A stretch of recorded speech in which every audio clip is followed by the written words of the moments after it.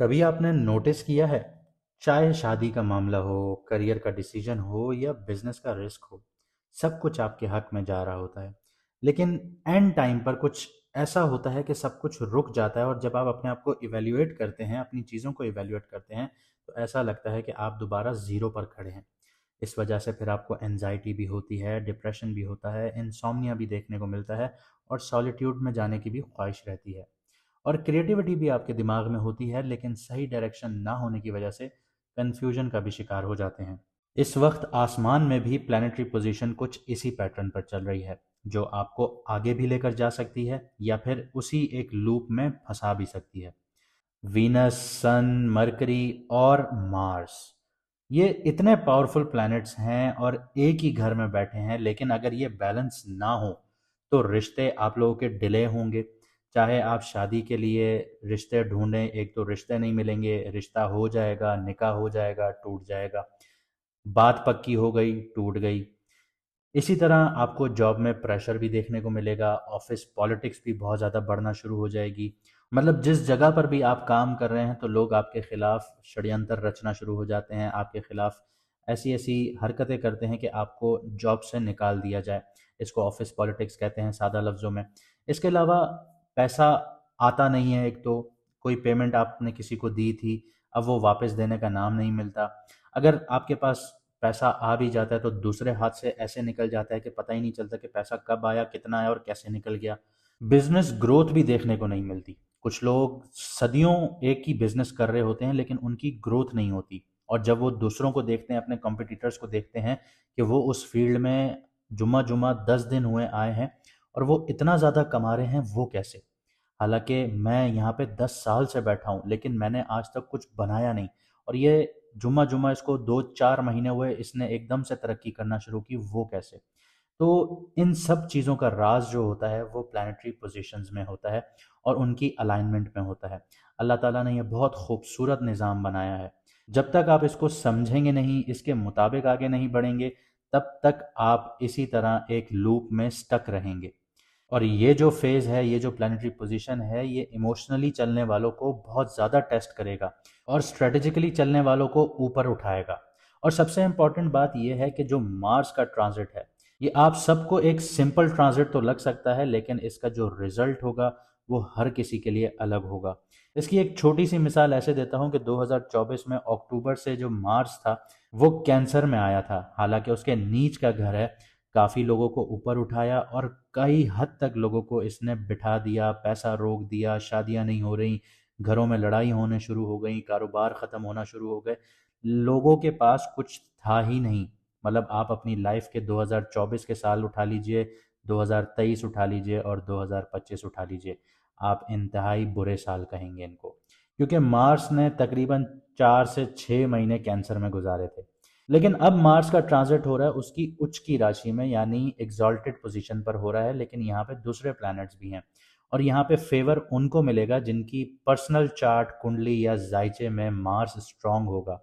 जैसे अल्लाह ताला ने हमारे फिंगरप्रिंट्स बनाए हैं, हर किसी के अलग होते हैं, इसी तरह हर किसी की कुंडलियां भी अलग होती हैं। तो ये निज़ाम अल्लाह ताला का हर किसी पर काम करता है। और यहाँ सबसे मज़ेदार बात यह है कि अगर आप मार्स की एनर्जी सही डायरेक्शन में यूज़ कर लेंगे तो रिश्ते स्मूथली सेटल होना शुरू होंगे, करियर भी बूस्ट होना शुरू हो जाएगा, जॉब और बिजनेस में क्लैरिटी और पैसा भी आपका स्टेबल होना शुरू हो जाएगा। लेकिन अगर आप इस चीज़ को इग्नोर कर देंगे तो वही एनर्जी आपको टेस्ट करेगी, एक्सपोज करेगी और पुश करेगी। अगर आप अपनी लाइफ में ये कॉस्मिक एडवांटेज चाहते हैं, शादी, करियर, जॉब, बिजनेस, इन सारी चीज़ों को सही डायरेक्शन में लेकर आगे बढ़ना चाहते हैं, तो आप मैडम एस्ट्रोलॉजर एन बख्श साहिबा से अपनी कुंडली जायचा बनवाकर पर्सनल गाइडेंस ले सकते हैं। ये फेज़ अपने फेवर में कन्वर्ट कर सकते हैं। स्क्रीन पर जो व्हाट्सएप नंबर आ रहा है आपके पास, उस पर मैसेज कर कर अपॉइंटमेंट बुक करवा सकते हैं। इसके अलावा कुछ खसूसियात मैं आपको बताता हूँ मार्स के बारे में, यानी मरीख के बारे में, यानी मंगल के बारे में। अल्लाह ताला ने ये निज़ाम कुछ ऐसा बनाया है कि मार्स के अंदर जो खसूसियात रखी हैं इंसान के ऊपर काम करने के लिए, वो ऐसी हैं कि मार्स इंसान के अंदर हिम्मत पैदा करता है, एनर्जी पैदा करता है, एक्शन का प्लैनेट है बेसिकली, इनिशिएट करने का प्लैनेट है। और जितने भी आपके बोल्ड डिसीजंस होते हैं कि आपने बिना सोचे समझे कदम आगे बढ़ा दिए, ये उसके लिए रिस्पॉन्सिबल होता है। और कैप्रिकॉन जैसे साइन में इसकी जो एनर्जी है वो डिसिप्लिन फॉर्म में आ जाती है, स्ट्रेटेजिक फॉर्म में आ जाती है। अगर आप देखें किसी का मार्स इंतहाई ख़राब हो तो वो इंसान किसी को मारने से भी पीछे नहीं हटेगा। लेकिन कैप्रिकॉन में जब ये मार्स होता है तो ये सारी चीज़ें कंट्रोल हो जाती हैं, क्योंकि मार्स नेचुरली एग्रेसिव है, इम्पल्सिव बिहेवियर है ना मार्स के अंदर। लेकिन जब कैप्रिकॉन में होता है तो कैलकुलेटिव मूव इसके ज़्यादा हो जाते हैं। गोल्स अचीव करने की इसके अंदर हिम्मत होती है, डिटर्मिनेशन होती है। यहाँ पे आपको एक और चीज़ बताता हूँ कि आपने कुछ लोग देखे होंगे कि कोई काम इनिशिएट करते हैं और बीच में छोड़ देते हैं। लेकिन जिसका मार्स बहुत अच्छा होगा, एग्जॉल्टेड होगा, तो वो अपने चैलेंजेस को, अपने जो उसने कदम उठाए हुए हैं वो उनको डिटर्मिनेशंस के साथ पूरा करेगा, अपने गोल्स अचीव करेगा, लॉन्ग टर्म लेके चलेगा। एग्जॉल्टेड मार्स जो होता है सस्टेनेबल रिजल्ट्स देता है। यहाँ पे चाहे आपने किसी भी तरह से गवर्नमेंट जॉब में जाना है, कम्पिटिटिव एग्जाम्स देने हैं, कुछ भी करना है, ऐसा इंसान तब तक हार नहीं मानेगा जब तक ये चीज़ें पूरी नहीं करेगा। इसके अलावा ऑब्स्टिकल्स को डायरेक्टली फेस करता है। कोई आगे से आपको थ्रेट देगा, आपका मार्स बहुत अच्छा है, आप बिना डरे आप उसके सामने खड़े हो जाएंगे। और अगर आपका मार्स खराब होगा तो आपके दिल में डर बैठ जाएगा और आप आगे बढ़ नहीं पाएंगे। इसके अलावा मार्स कुंडली में जो फंक्शन प्ले करता है वो आपके ब्लड का करता है, आपको ब्लड से रिलेटेड इश्यूज का करता है, फिजिकल वाइटलिटी का करता है, आपकी करेज का करता है।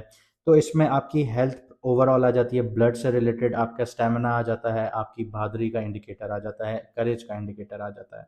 और कैप्रिकॉन में मार्स डिसिप्लिन लाइफस्टाइल और इंड्योरेंस को स्ट्रेंथन करता है। इसके अलावा छोटी सी चीज़ आपको ये बताता चलूँ कि हमारा सितारों का सफ़र दूसरा चैनल भी यूट्यूब पर है, आप वो भी सब्सक्राइब कर लीजिए, क्योंकि एक सीरीज़ इधर तो एक सीरीज़ उधर आएगी, ताकि आप लोग कंफ्यूज ना हो और आप लोग एक प्लैनेट्स की पैटर्न्स को फॉलो करते हुए अपनी लाइफ को बेटर बना सकें। मार्स कभी भी किसी भी घर में ट्रांजिट करता है तो ऑलमोस्ट 40 डेज वहाँ पे रहता है। और 16 जनवरी 2026 को मार्स ट्रांजिट कर चुका है कैप्रिकॉन में। आइए समझते हैं कि इसका असर आपकी कुंडली पर क्या पड़ रहा है। बात करते हैं जेमिनी मून साइन वालों की, यानी कि मिथुन राशि, यानी कि बुर्ज जूजा वालों की। मार्स आपके 8th हाउस में ट्रांजिट कर चुका है, यानी कैप्रिकॉन।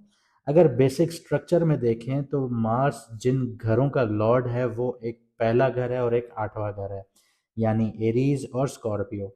और मार्स आया आपके 8th हाउस में और आपका 8th हाउस स्कॉर्पियो है। यहाँ पे मार्स की जो बेसिक स्ट्रक्चर है उसमें प्लेसमेंट बहुत अच्छी है। और आपके 8th हाउस में ये शर्फ में आया है, यानी ट्रांसफॉर्मेशन के घर में आया है, जॉइंट रिसोर्सेज के घर में आया है, इनहेरिटेंस के घर में आया है, आपके स्पाउस की प्रॉपर्टीज़ के घर में आया है, सीक्रेट्स के घर में आया है, रिसर्च के घर में आया है और ऑकल्ट नॉलेज के घर में आया है। अब यहाँ पे हम मार्स की कुछ नज़रात की, एस्पेक्ट्स की, दृष्टियों की बात करते हैं। जो चौथी नज़र है वो आपके 11th हाउस पर पड़ती है, जो आपके दोस्तों का घर है, सोशल नेटवर्क्स का घर है, आपके बड़े बहन भाइयों का, आपके बड़े भाइयों का घर है, सॉरी। इसके अलावा आपकी ख्वाहिशात का घर है, आपकी इनकम फ्रॉम नेटवर्क्स का घर है ये। और यहाँ पे जो भी प्लैनेट, अगर बेनिफिक प्लैनेट आपके 11th हाउस में बैठ जाए तो आपको अनगिनत मिलना शुरू हो जाता है और आपके अंदर वो ख्वाहिश ख़त्म ही नहीं होती कि मुझे और नहीं चाहिए।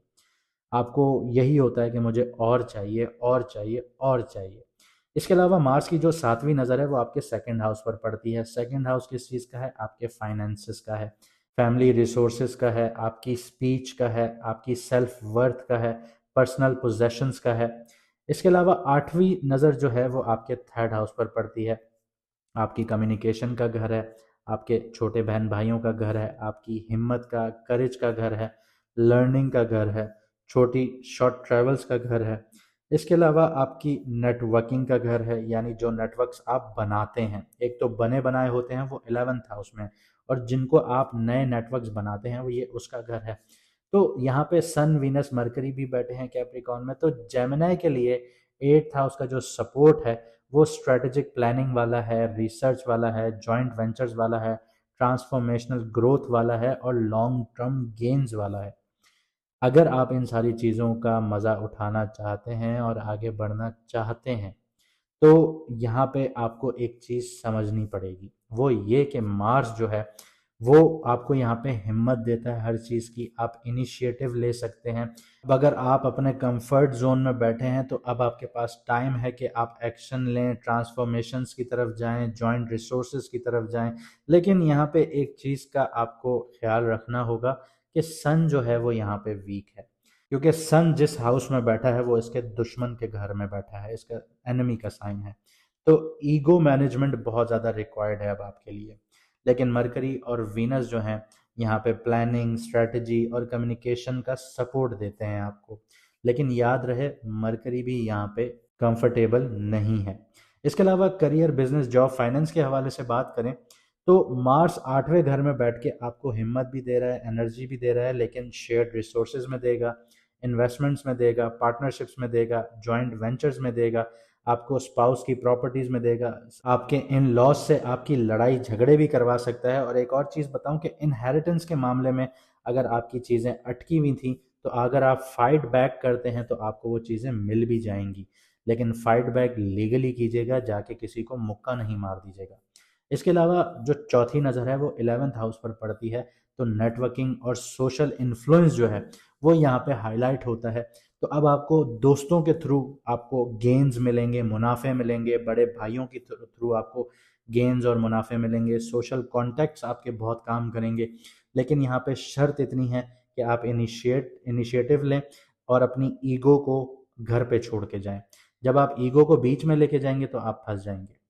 इसके अलावा मार्स की जो 7वीं नज़र है वो आपके सेकंड हाउस पर पड़ती है, तो पर्सनल फाइनेंसेस और फैमिली सपोर्ट यहाँ पे टेस्ट होना शुरू होंगे। तो यहाँ आपको एहतियात से आगे बढ़ना पड़ेगा, इम्पल्सिव स्पेंडिंग और रिस्की इन्वेस्टमेंट से आपको दूर रहना पड़ेगा। अगर आप इन दो चीज़ों से दूर ना हुए तो 8th हाउस जो है वो ट्रांसफॉर्मेशन का घर है, वो ऐसा ट्रांसफॉर्म करेगा कि फिर आपसे बर्दाश्त नहीं होगा।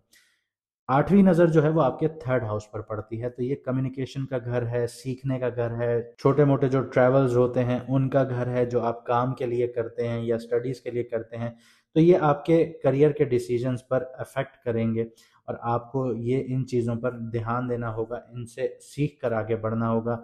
आपको अपनी कम्युनिकेशन बहुत इफ़ेक्टिव रखनी होगी, नई नई चीज़ें सीखिए, स्किल्स अपने पॉलिश कीजिए, शॉर्ट ट्रैवल्स लीजिए काम के लिए, ये आपके लिए फ़ायदेमंद है। कुछ लोग बैठ जाते हैं एक ही जगह पे अपने कंफर्ट जोन में, कहते हैं कि हम बस यहीं से कमा लेंगे जो कमा लेंगे, लेकिन वो देखते हैं कि दिन ब दिन हालात बुरे होते जा रहे हैं। तो माइग्रेशन बहुत ज़रूरी होती है ऐसे लोगों के लिए, और उनकी कुंडली में देखना पड़ता है कि माइग्रेशन अगर ये लोग करते हैं, माइग्रेट करते हैं किसी और कंट्री में या किसी और सिटी में और उस स्टेट से दूर, तो फिर उन लोगों की किस्मतें भी खुलती हैं। तो ये सारी चीज़ें आपको कुंडली का जो एनालिसिस आप करवाएंगे तभी पता चलेगा। तो एक बात पल्ले बांध लीजिए कि आपको स्ट्रेटेजिक होके चलना पड़ेगा, डिसिप्लिन डिसिप्लिन के साथ चलना पड़ेगा। अगर ये दो चीज़ें आप फॉलो करेंगे तो आपको फाइनेंशियल गेन्स भी होंगे, नई अपॉर्चुनिटीज़ भी मिलेंगी और आपकी जो कोलैबोरेशंस होंगी वो भी बहुत सक्सेसफुल होंगी। लेकिन जहां आप जज्बाती होके चले, रिएक्टिव हुए, तो मिसकम्युनिकेशंस भी होंगी, आपके डिस्प्यूट्स भी होंगे, टेम्पररी फाइनेंशियल और सोशल सेटबैक्स भी आपको देखने को मिलेंगे। रेमेडीज़ की बात करूं तो हर ट्यूसडे वाले दिन आप लोग लाल चीज़ का सदका या दान करें। लाल चीज़ कोई खाने वाली ले लें, लाल दाल हो गई, वो किसी गरीब को सदका या दान करें।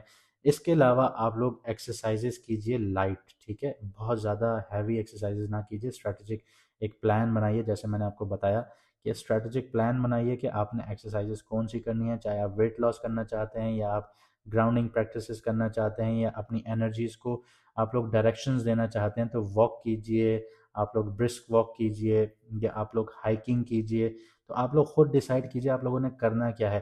तो इस चीज़ को एक स्ट्रैटेजिक फॉर्म में लेके आइए, उसको डिसिप्लिन से फॉलो कीजिए और इन चीज़ों पर आप लोगों ने बहुत ज़्यादा ध्यान देना है। लेकिन सदका और दान, इन चीज़ों को आपने कभी नहीं छोड़ना। उम्मीद करता हूँ आपको वीडियो पसंद आई होगी। हमें लाइक, शेयर, सब्सक्राइब ज़रूर कीजिएगा। हमारा दूसरा चैनल यूट्यूब पर सितारों के सफ़र के नाम से ही है, उसको भी सब्सक्राइब कर लीजिए ताकि आपको आने वाली कोई भी सीरीज़ मिस ना हो। और हमें सब्सक्राइब इसलिए भी कर लीजिए कि हम लाइव जब आएंगे तो आपके लिए आसानी हो कि आप हमसे डायरेक्टली क्वेश्चन आंसर्स पूछ सकते हैं। मुझे दीजिए यहाँ से इजाज़त, मिलते हैं अगली वीडियो में सितारों के सफ़र पर।